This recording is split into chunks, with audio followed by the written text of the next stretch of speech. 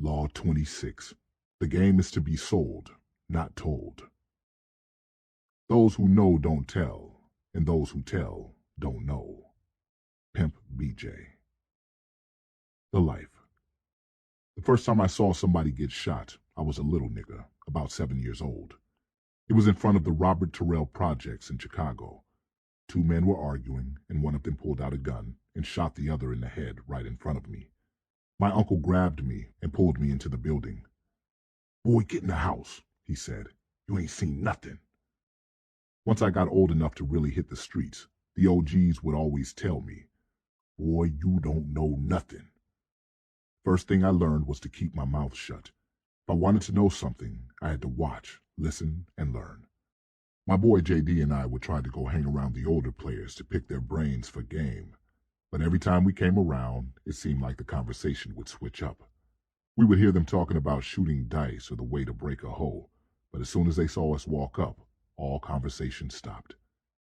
Even though JD and I were youngsters, these OGs wanted to keep us in the dark. One day, I saw Jim Dandy putting down some game on a lame. He was gambling with this sucker, and for the life of this guy, he couldn't win for shit. Jim Dandy ended up winning all of the sucker's money and sending him home broke. After he left, I went up to Jim Dandy and said, "Put me up on your move, player." "I know your daddy," he said, "and I like you a lot. But if you ain't up on game, son, I can't wake up the dead." "Man, I'm up on the game," I said. "I just don't know what you did with that sucker." "You got to pay for what you don't know," he said. "The game is to be sold, not told." "How much does a young player need?" I asked.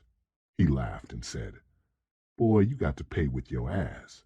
You got to get played until your ass wakes up and knows for a fact that you've been played. This game is full of tricks, and a sucker is born every day. Even a doctor tiptoes past the medicine cabinet because he doesn't want to wake up to sleeping pills. Until you get your head bumped enough, you will be in the dark." I spent some years in the dark, bumping my head in the game, but I learned, eventually.